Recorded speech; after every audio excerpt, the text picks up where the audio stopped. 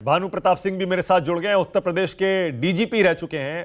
भानु प्रताप जी, आपने जब इस घटना के बारे में कल रात को सुना, देखा, आपका पहला रिएक्शन क्या था? क्या आपको हैरानी हुई या आपको भी ये जो सारी फिक्र, सारी चिंताएं इस समय सब जगह से आ रही हैं, आपको भी वो चिंता हुई?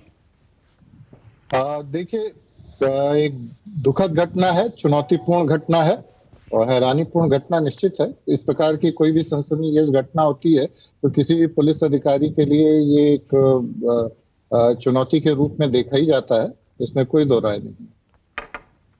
नहीं, मेरे कहने का मतलब, आपके अनुभव में, आपने जाहिर है दशकों आपने काम किया यूपी पुलिस में, कभी इस तरह की कोई घटना आपने देखी थी?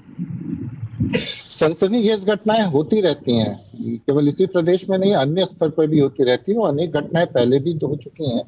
इसको ये कहना कि ये पहली और अपने आप में एक अनूठी घटना है, बिल्कुल गलत है। पहले भी ऐसी इस प्रकार की सनसनीखेज घटनाएं हुई हैं, पहले भी इस प्रकार के अपराध हुए हैं और इसको पुलिस प्रशासन, विशेष रूप से उत्तर प्रदेश पुलिस व्यावसायिक रूप से बड़ी दक्ष पुलिस है, वो चुनौती से लेती भी रही है। और आप ये जान करके आपको कोई नई बात नहीं है। एसटीएफ हमारा जो पहले गठित किया गया था, इस प्रकार के माफियाओं के लिए ही गठित किया गया था। इसका अपना एक नाम है पूरे देश में, तो ऐसी बात नहीं है, पहले भी घटनाएं होती रही। नहीं, लेकिन भानु प्रताप जी, आप मुझसे सहमत होंगे, इस तरह की घटनाएं मुझे तो याद नहीं पड़ता।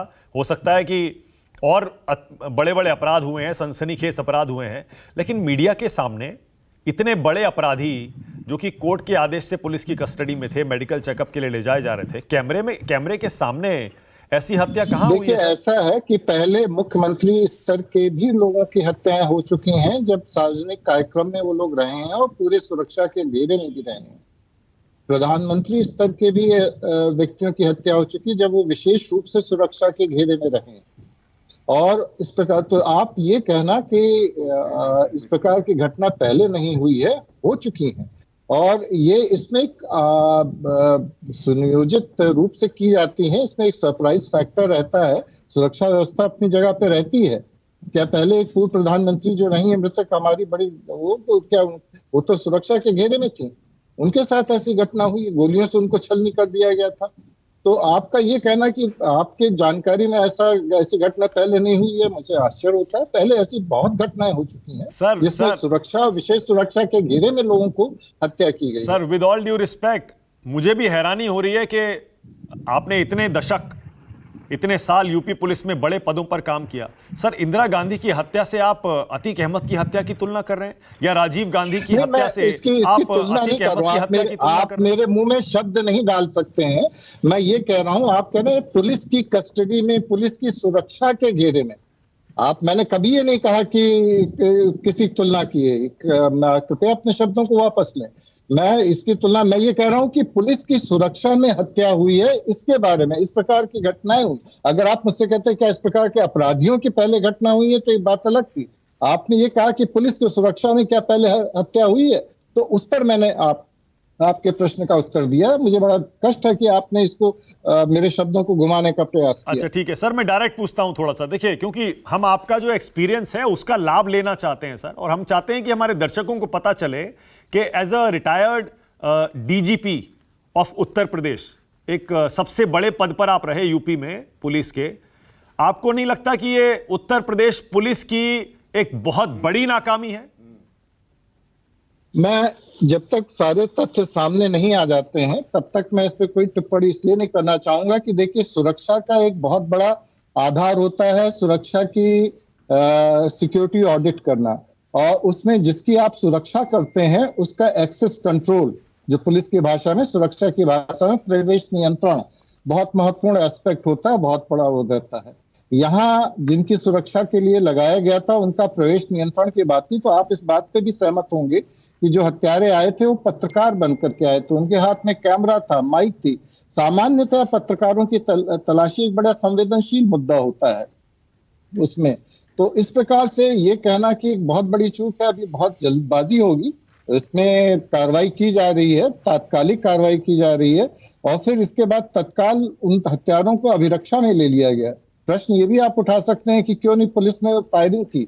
अगर फायरिंग करते निर्दोष वहां पत्रकार भी थे, और लोग भी थे, बल्कि एक पत्रकार और एक पुलिसकर्मी घायल भी हुआ है। तो पुलिस को बड़ा सोच समझ करके वो कार्रवाई करनी पड़ती है। तीनों को गिरफ्त में ले लिया गया है, तत्काल बैठकें कर ली गई हैं, धारा 144 लगा दी गई है, न्यायिक आयोग गठित कर दिया गया है।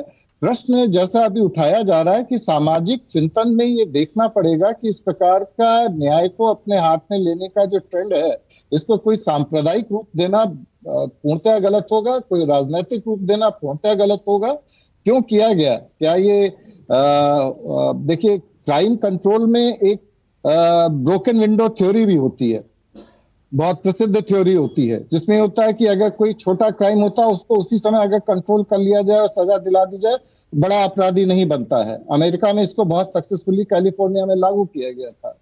इस अपराधी को अगर शुरू में, अगर पहली घटना अतीक अहमद ने की थी, उसी समय अगर दंड दिला दिया गया होता, सजा दिला दी गई थी, तो क्या ये स्थिति आती? पर कहना नहीं चाहिए, पर जो भी राजनीति का आपराधिक, जो अभी माननीय सुकेश रंजन जी कह रहे हैं कि अपराधों का राजनीतिकरण और राजनीति का अपराधीकरण पोषक करने वाले ऐसे प्रकार के, तो इस स्थिति पर आ जाते हैं जिसमें समाज को चिंता करने की बात है। लेकिन पुलिस प्रशासन के लिए चुनौती है, पुलिस प्रशासन इसके लिए तत्पर भी है, कार्रवाई की भी जा रही है, इसमें कोई दो राय नहीं। ओके सर, लेकिन ये जो दो घटनाएं हैं, खास तौर से पुलिस का जो एक्शन हुआ उमेश पाल की हत्या के बाद, मैं उस पर नहीं जा रहा हूं, मैं सिर्फ इन दो घटनाओं पर हूं फिलहाल। एक उमेश पाल का मर्डर और दूसरा अतीक और अशरफ का मर्डर, क्योंकि तो ये तो खुलेआम हुआ, दिन दहाड़े हुआ, एक रात में पुलिस की कस्टडी में हुआ। क्या इससे पुलिस की छवि पर, यूपी पुलिस की छवि पर दाग नहीं लगता भानु प्रताप जी? दाग लगने की बात एक बहुत अतिशयोक्ति होती है, चुनौती है। वो भी एक चुनौती थी, ये भी एक चुनौती है। वो भी एक देखा जाए तो एक प्रकार से पुलिस कस्टडी सुरक्षा में ही थे और दिन दहाड़े उनका भी हुआ था। लेकिन जैसा मैंने बताया कि एक चुनौती के रूप में है, जिसको पहली वाली घटना को भी उत्तर प्रदेश पुलिस ने बड़े प्रभावी रूप से किया है, उस पर भी किया गया। सुरक्षा कर्मियों को निलंबित कर दिया गया है, उनको कस्टडी में ले लिया गया है, न्यायिक आयोग कर दिए गए हैं, तत्काल सारे अफवाहों पर नियंत्रण लगाया जा रहा है। थोड़ा सा समय मिलना चाहिए। अगर हम इस प्रकार की सनसनीखेज घटनाओं पे तुरंत अपना एक अभिमत बनाने लग जाएं कि पुलिस प्रशासन की नाकामी है और ये ऐसा है, तो वो बहुत जल्दबाजी होगी। मेरा आपसे विनम्र अनुरोध यही है कि थोड़ा समय आ जाने दीजिए। काफी तथ्य, काफी साक्ष्य प्रकाश में आएंगे। क्या बिल्डर लॉबी इसमें है? क्या कोई ऐसा ग्रुप या लॉबी है जो अतीक के बयान को सामने आने पर उसको नुकसान होने वाला था, वो चाहती थी?